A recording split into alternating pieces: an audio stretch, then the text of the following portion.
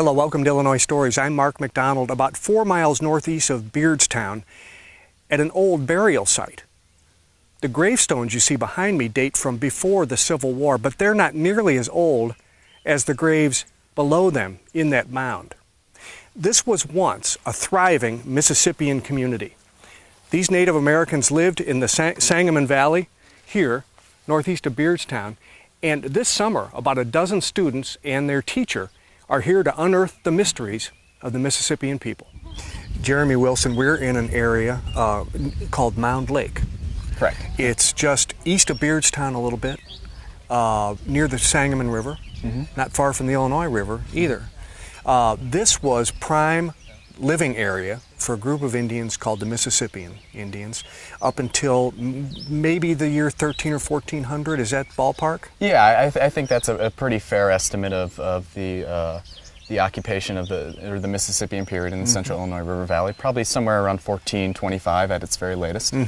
Right now we're standing in a soybean field, but they weren't growing soybeans then, although they may have been growing corn, I guess, couldn't they? Yeah, we see the adoption of maize or corn agriculture by or about 1050 or 1100 AD in the central Illinois River Valley.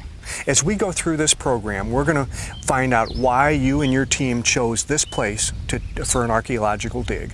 We're going to find out why you hoped to find what you're finding, what it is indeed you're finding, what sort of artifacts you're finding, and what we learn from that. Right. We're also going to get a chance to talk to the owner of the property. Yep. And some of your students here, some of your workers here who are on the job. And we're going to hopefully learn something about how these people lived back in the year 1400. Right, yeah, that's the plan. Okay, that's the plan. Okay, and you got a whole summer to do this, right? Yeah, we are out here for 6 weeks, and then, of course, the old adage in archaeology is for every hour you put in the field, you're putting in probably 10 times that in the lab, so we'll spend the rest of the summer in the lab processing the artifacts, cataloging them, and then of course analyzing them to see what can really learn about the daily lives of these Mississippians. Okay, now we're going to take a look. This was the first, I'm going to say hole that you dug, but that's not what archaeologists call it. No, we call it a test unit. A test unit. Okay, this was your first test unit. Why did you choose this spot? Well, we actually did some preliminary subsurface testing with soil probes, primarily in this area that you see us standing. And what we were looking for as we did these small auger or soil probes was dark, rich soils that may have cultural material like small pieces of pottery or flakes from stone tools. But even more important than that, we were looking for charcoal. A lot of these villages that we find from the Mississippian period in the central Illinois River Valley have burnt structures, whether it be a burnt house or a burnt communal building, and it's pretty indicative of the time period. So when we find dark lenses of charcoal, there's in deeper layers, so below the plow zone, it's often an indication for a structure beneath. Yeah. Did you find that here? Yes, in fact we did. You can see here on the north wall of this test unit the auger probe itself. That is the vertical kind of cylindrical hole that you see there. And just to the left of that, or to the west, what we have there is a small, what we call feature, but was probably a trash pit. It may have served as a cooking feature at one point in time, but then was later filled in by all types of cultural debris from the Mississippian period. So we have pottery, we have bone of all different types. We have deer bone, we have fish bone, we have bird bone, and of course we'll get down to identifying the different species when we get back into the lab. We have pottery and lithics, and so it was quite fortuitous that we laid in this first test unit here, and it actually got much more interesting as we went down beneath this first feature that you see here in the north wall. Okay, let's talk about, before we leave this, we won't spend much more time here, but as you look down in this pit, you see that it's very dark at the upper half of the, and down below it's lighter colored. What does that tell us? Okay, well, at least the first 20 to 25 centimeters, we're talking about the plow zone here. So this is the soil that has been churned up, you know, for the better part of the past 200 years by, you know, European American farmers here in the central Illinois River Valley. But beneath that, what we start finding are the intact archaeological deposits. So the deposits that the plow has not reached. And you see some pretty dramatic soil changes as we go down. So as if you can imagine, as we went down and basically took out all of the plow zone, we came upon a lighter brown soil horizon. However, at almost the very top of that, we came upon this feature here too, which was a much darker kind of semicircular stain that would actually extend into the area north of this test unit that we have here. Okay, let's walk back here where your Sure. crew's working.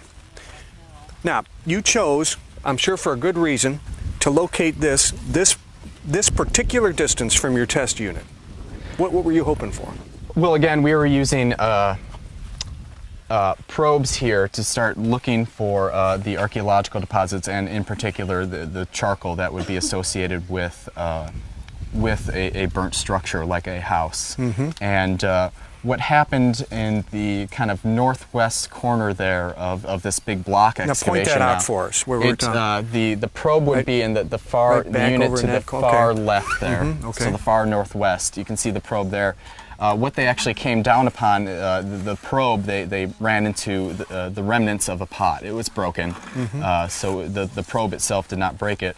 And just given the amount of cultural material that was on the surface, but also beneath the surface in the probes, we decided to lay in the first unit, which is where Paula is sitting right now here in the north.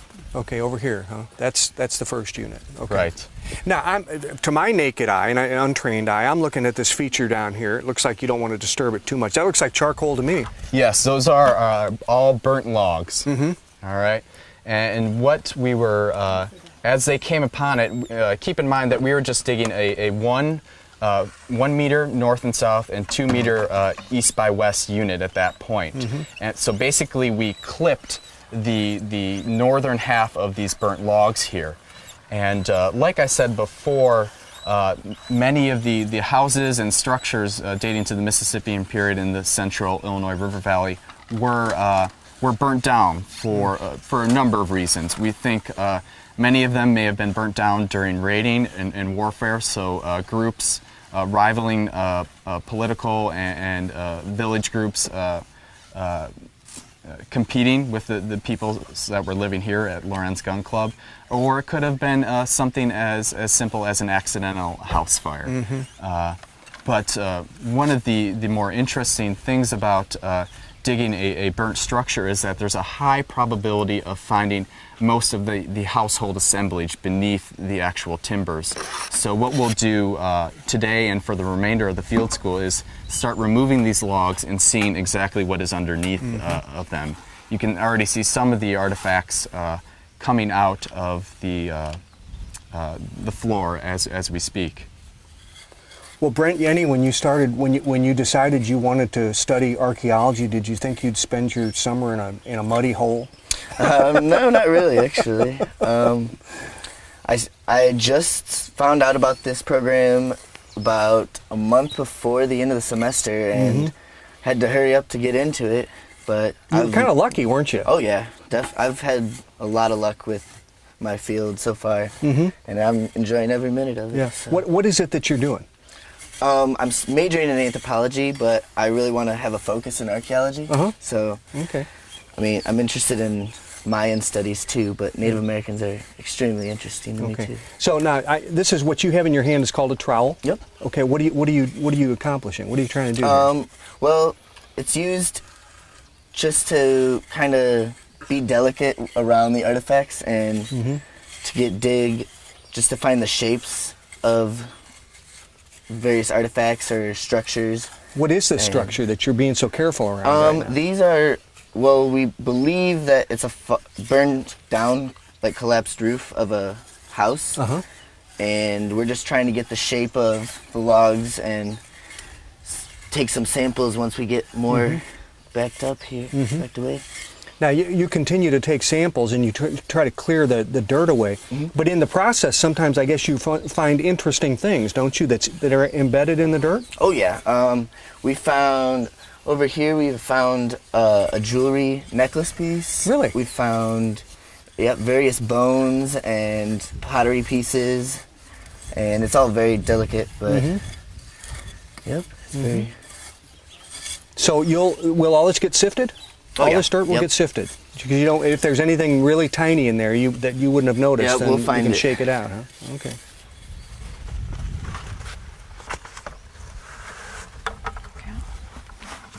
Okay, Christy. Now that looks like pretty heavy work, especially is. when the dirt's wet the way it is now, huh? It is, yes, very much so. What's It's this process called? This is called sifting. And who's your friend here? What is she? This is Jacqueline. Jacqueline, She's my thank you.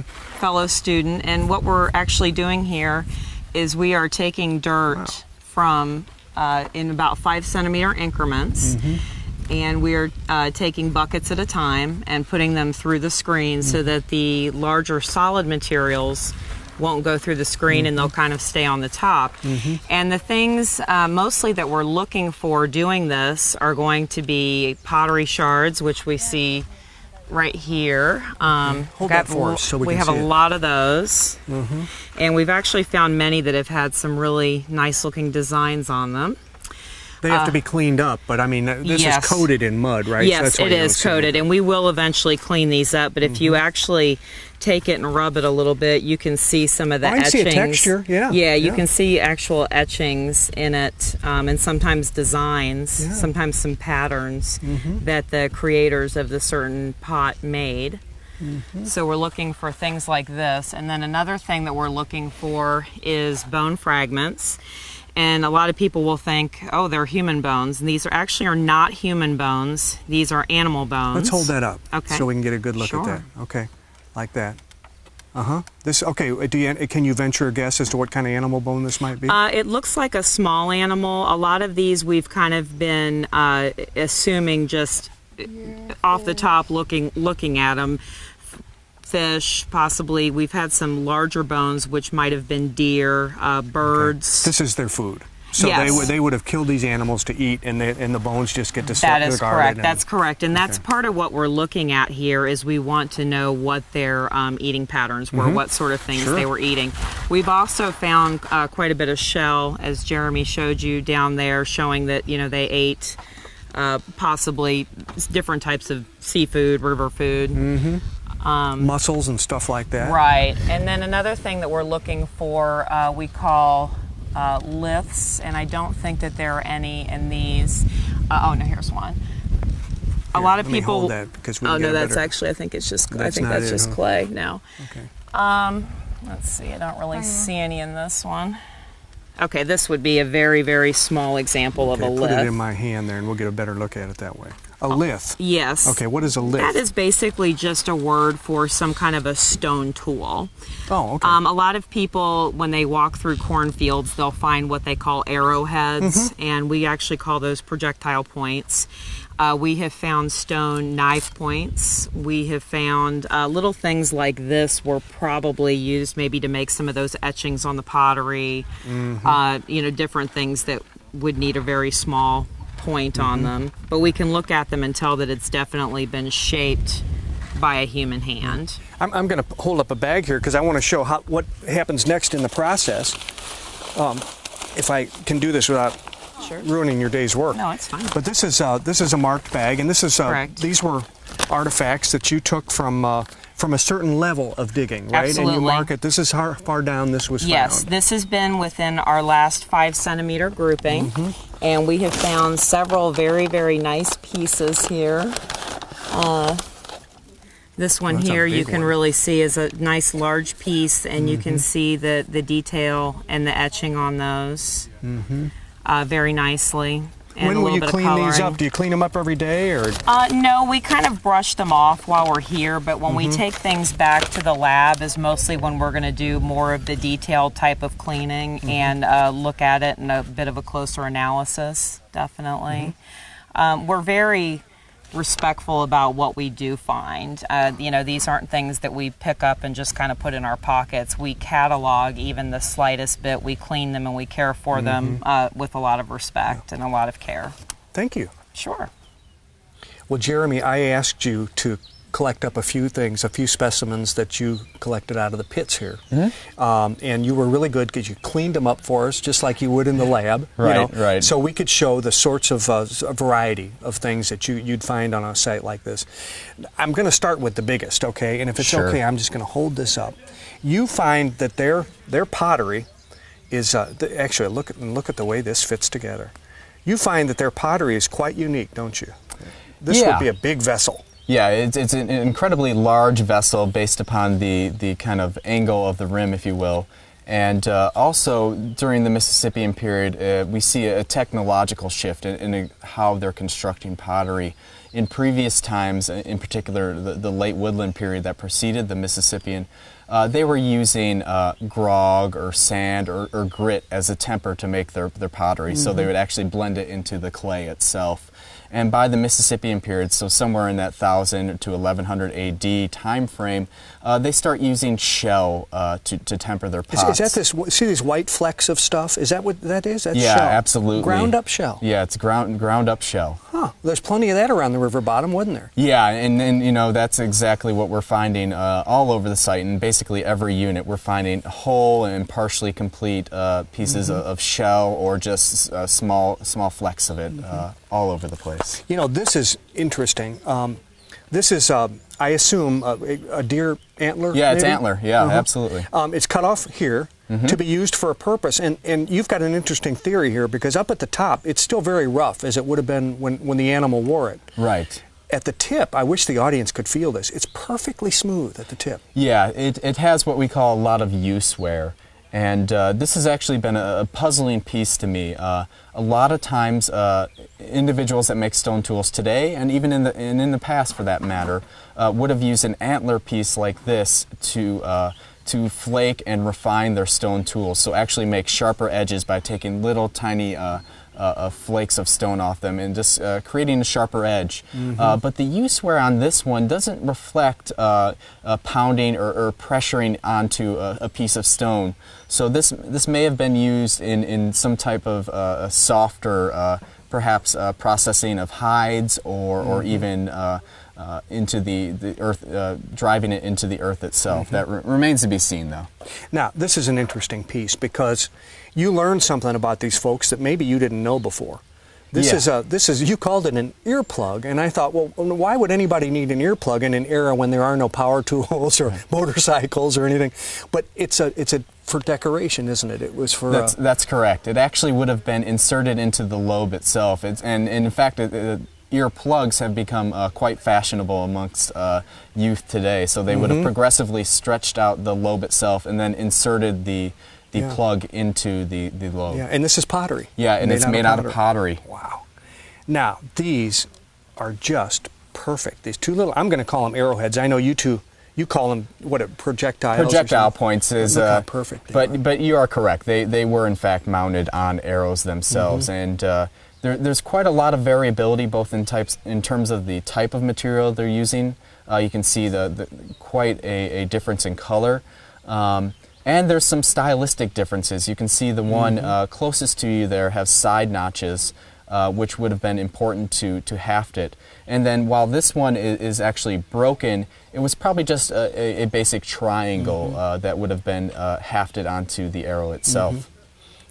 Locals that have collected these fields for years speak to the volumes of what they refer to them as bird points, because you can shoot waterfowl with these small arrowheads. Now this is pottery again, isn't it? Yeah, it's pottery. It's of course quite dense compared to the vessel that we had here, and that's actually a handle on what would have been a beaker. Yep. Okay, so you use it like that. That would be the way. Okay. Now this is one last item we're going to look at here. This is it's broken. Yeah, it is broken. If it were whole, you could see that. Let's hold it like this. Yeah. That it would extend way down here, and it would extend further up here. What are we looking at? Well, that's an interesting question. I think what we're looking at here is what archaeologists refer to as a ramie knife or ramie blade. As you alluded to, these were quite big. they were well beyond the utilitarian needs of the Mississippian villagers. So in other words, they weren't using these large blades all the time to cut down carcasses after hunting. And we can also get a sense for how these were used based upon the iconography that we've seen from the Mississippian period here in the Midwest and the Southeast United States. We see people in dance poses often holding these swords, and this is recovered on shell gorges that have actually been carved with these dancers on them. Jennifer? Yes. Can I bother you for a minute? Sure thing. What is it that, I mean, it looks like, and I can use a shovel, and it looks like you're using the shovel the way I would, except you're being a little more delicate. What are you trying to do? We're taking this is a feature, the spot that's darker.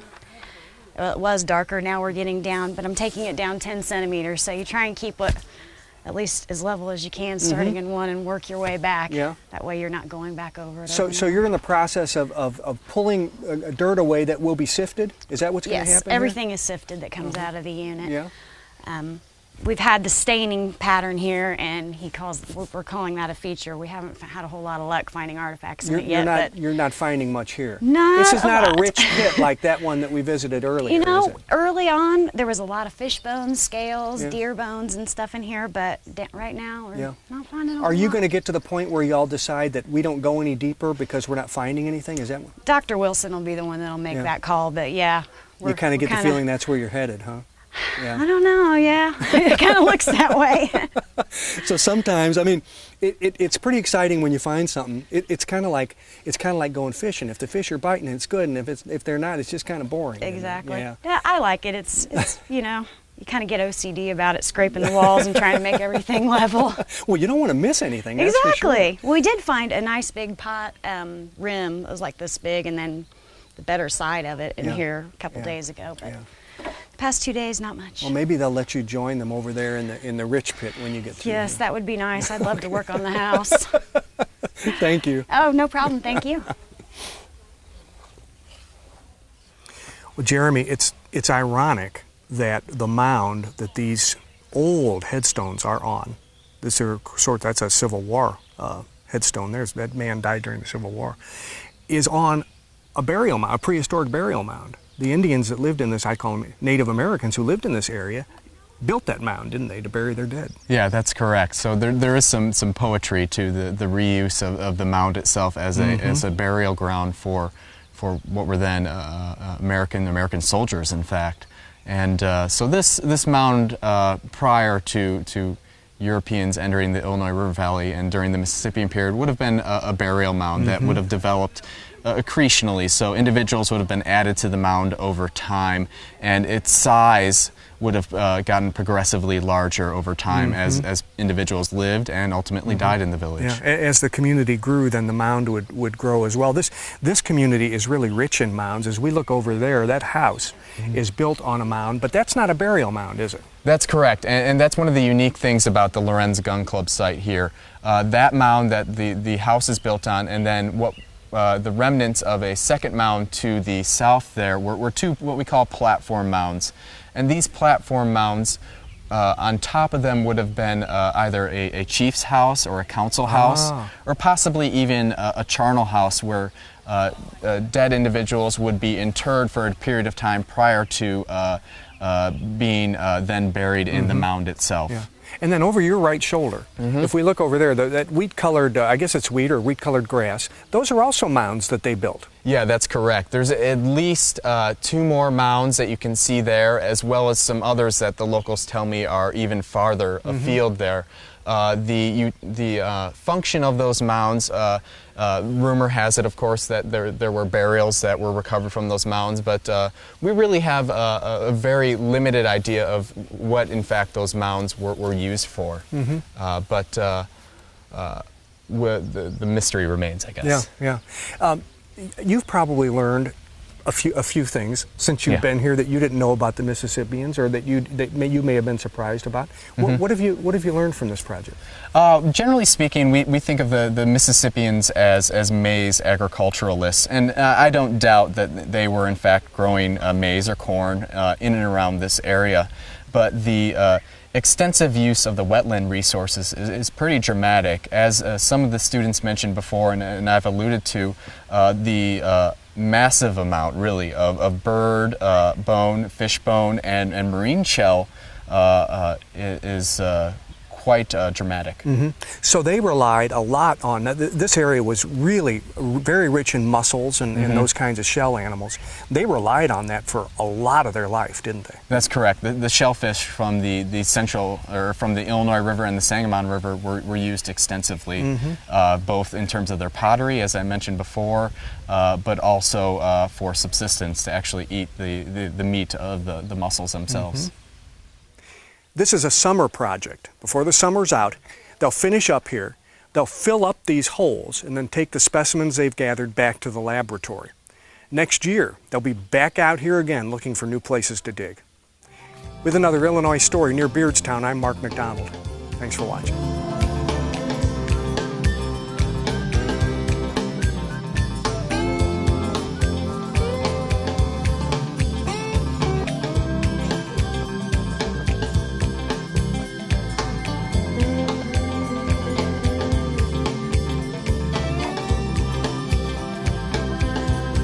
For a DVD copy of this episode of Illinois Stories, send 1995 to Network Knowledge, P.O. Box 6248, Springfield, Illinois 62708. Be sure to include the program name, broadcast date, and topic. You may also order with your credit card by calling 800-232-3605 or by using our secure server by going online to networkknowledge.tv.